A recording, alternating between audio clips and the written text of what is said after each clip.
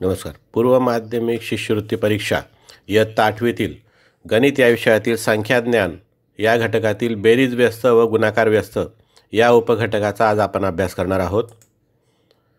बेरीज व्यस्त संख्या, ज्या दोन संख्यांची बेरीज 0 येते त्या दोन संख्यांना एकमेकींच्या बेरीज व्यस्त संख्या असं म्हणतात. तसंच त्यांना विरुद्ध संख्या असं देखील म्हटलं जातं. उदाहरणार्थ 3 व उणे 3 यांची बेरीज केल्यास 0 उत्तर येतं, म्हणून या संख्यांना संख्या असं म्हणतात.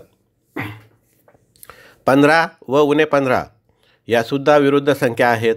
48 व उणे 48 यासुद्धा एकमेकींच्या बेरीज व्यस्त संख्या आहेत.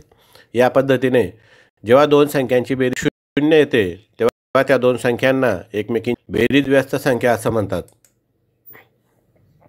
उदाहरणार्थ उणे 3/7 ची बेरीज व्यस्त संख्या व उणे 4/3 ची बेरीज व्यस्त संख्या यांच्या बेरजेत 37/21 ची बेरीज व्यस्त संख्या मिळविल्यास बेरीज किती येईल? स्पष्टीकरण. उणे 3/7 ची बेरीज व्यस्त संख्या 3/7. तसंच उणे 4/3 ची बेरीज व्यस्त संख्या 4/3. आता 3/7 व 4/3 यांची बेरीज केल्यास छेद समान करावे लागतील आणि छेद समान करून त्याची बेरीज येईल 37/21. या उत्तरात 37/21 ची बेरीज व्यस्त संख्या म्हणजेच उणे 37/21 मिळवल्यास त्याचं उत्तर 0 येईल. या पद्धतीने बेरीज व्यस्तमधील उदाहरणं सोडता येतील. गुणाकार व्यस्त संख्या, ज्या दोन संख्यांचा गुणाकार 1 येतो त्या दोन संख्यांना एकमेकींच्या गुणाकार व्यस्त संख्या असं म्हणतात. तसंच त्यांना व्यस्त संख्या असं देखील म्हटलं जातं.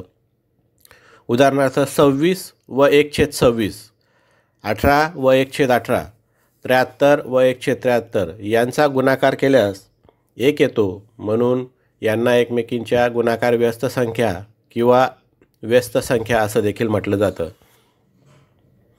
उदाहरणार्थ या उपघटकावर उदाहरण 5/7 मध्ये त्याच संख्येची गुणाकार व्यस्त संख्या मिळवून येणाऱ्या बेरजेतून 4/35 वजा केल्यास वजाबाकी किती येईल? स्पष्टीकरण. 5/7 ची गुणाकार व्यस्त संख्या 7/5. आता 5/7 व 7/5 यांची बेरीज केल्यास 5/7 अधिक 7/5 बरोबर या ठिकाणी छेद समान करावे लागतील आणि छेद समान करून त्यांची बेरीज येईल 74/35.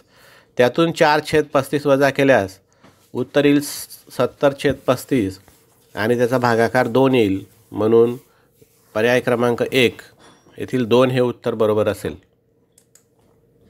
धन्यवाद.